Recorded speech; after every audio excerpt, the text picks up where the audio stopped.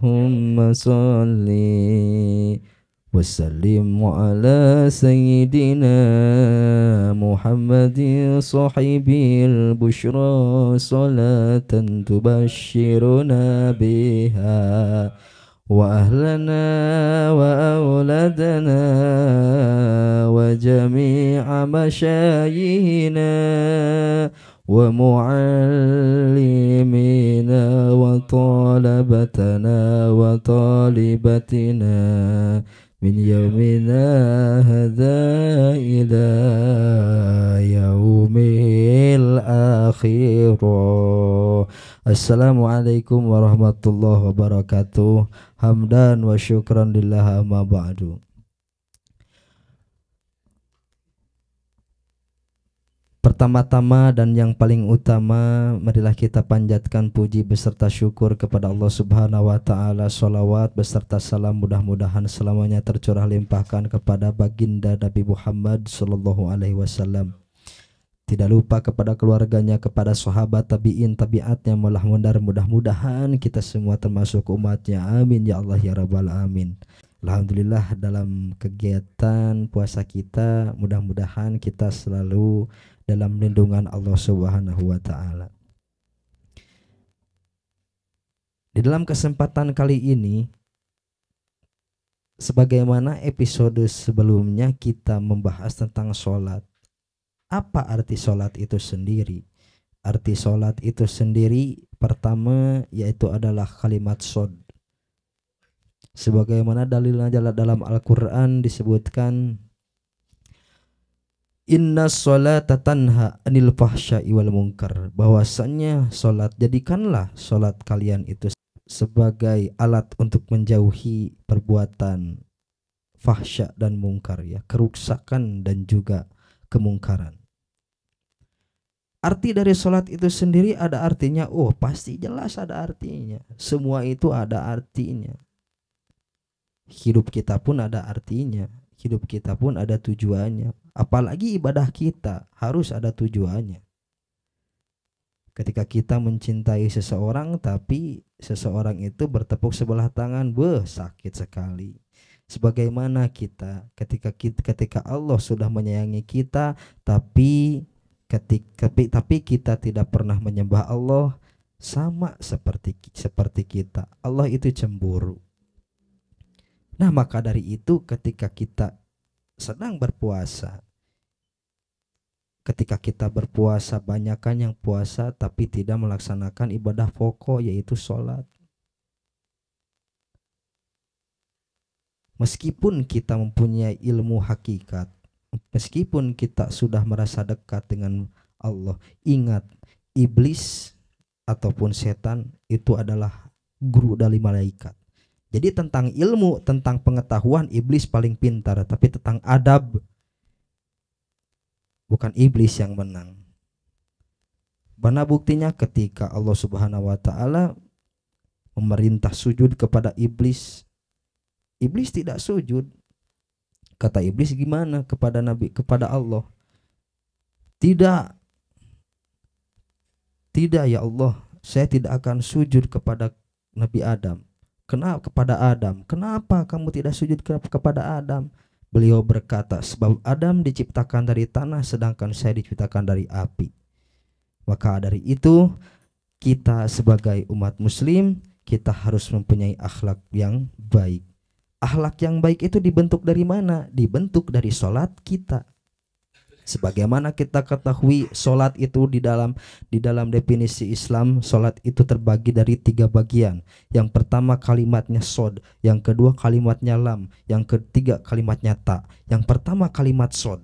Sod itu artinya sidqul qouli, yang artinya kita harus berbicara benar, jangan pernah bohong. Sekecil apapun kita tidak boleh bohong. Harus jujur.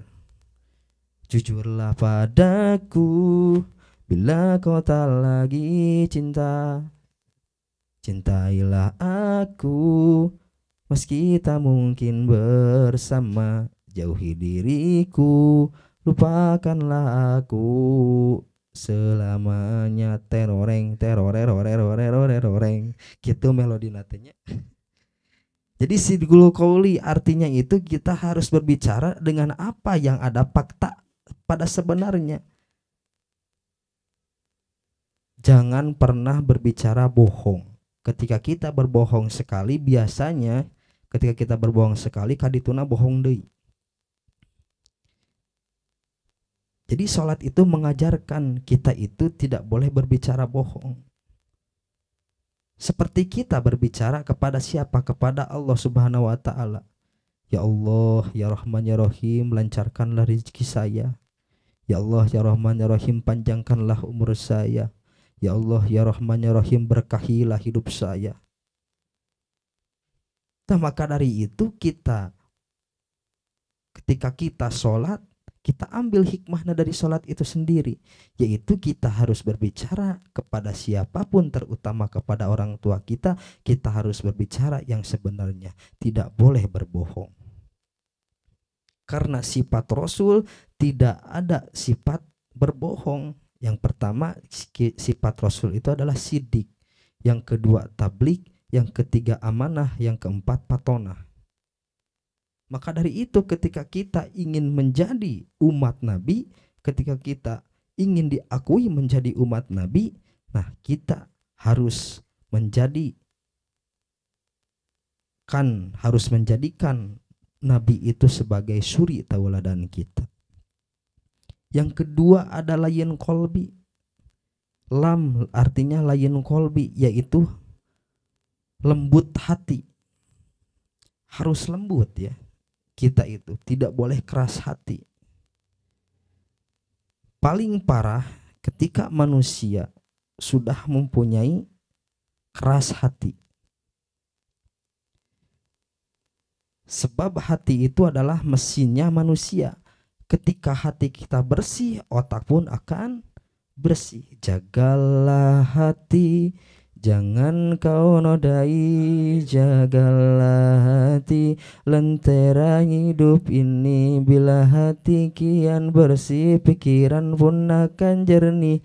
Nah, jagalah hati sebagaimana kata Agim. Dia melantunkan jagalah hati. Maka dari itu kita harus menjaga hati kita, rawat hati kita. Jangan pernah kita menyayangi orang lain lalu mengabaikan diri kita.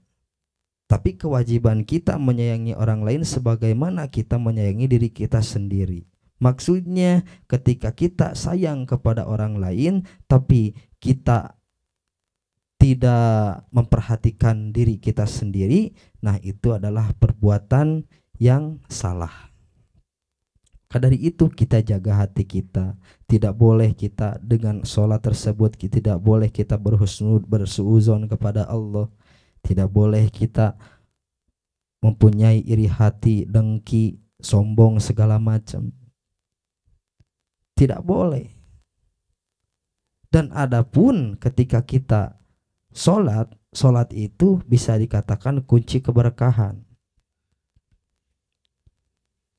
Kalau sholat sudah ditinggal, jangan harap keadilan, jangan harap keberkahan akan datang.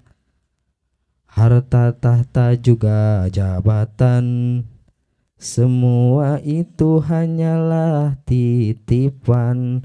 Jadi kita itu maksudnya, maaf ya, kita itu tidak boleh sombong dengan harta kita, sombong dengan tahta kita. Semuanya itu akan apa? Akan musnah.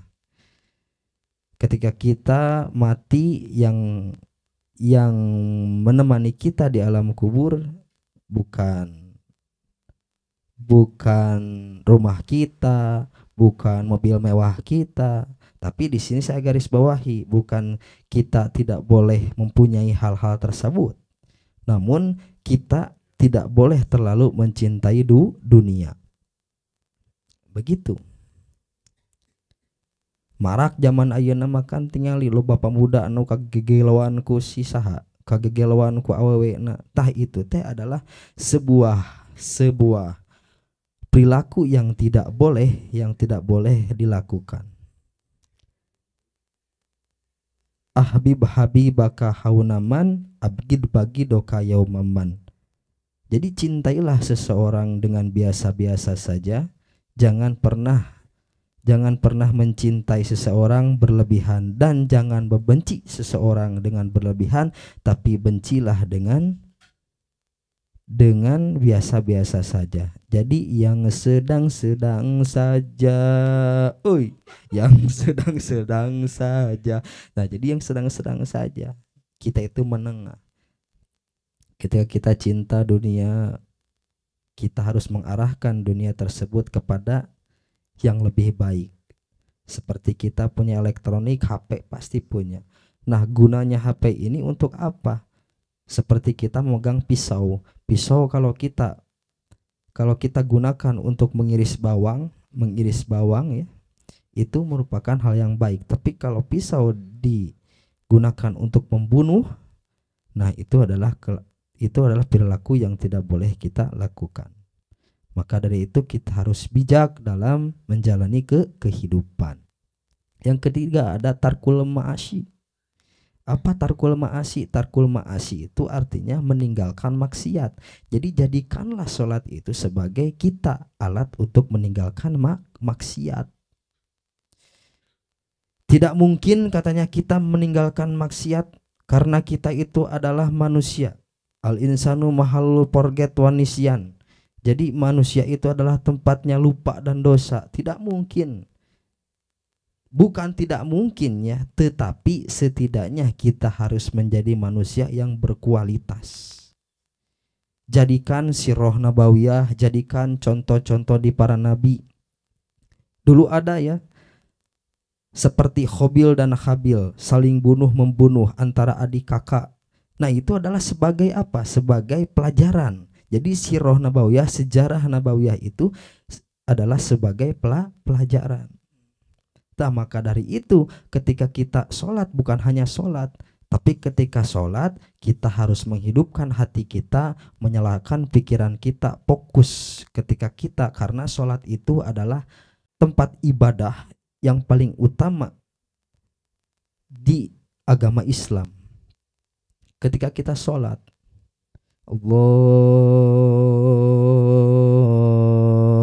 Akbar, di dalam hati niat saya sholat 4 rakaat, niat saya sholat duhur 4 rakaat menghadap ke kiblat karena Allah Ta'ala.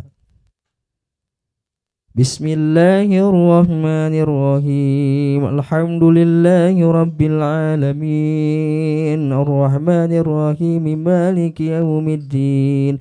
Nah, di dalam sholat kita itu kita harus diusahakan harus tahu artinya. Makanya pentingnya mengaji, pentingnya ilmu, supaya kita itu ketika imam membaca, terkadang kita mah yang gak tahu cuman ngedengerin imam. Tapi kalau yang tahu, ketika kita sudah tidak ada bacaan karena kita misalkan berjamaah, nah di situ kita coba mengartikan apa yang dibacakan oleh imam. Alhamdulillah ari sadaya jenis puji lillahi eta tetap kagungan Gusti Allah Rabbil alamina anu manggaranan sadaya alam.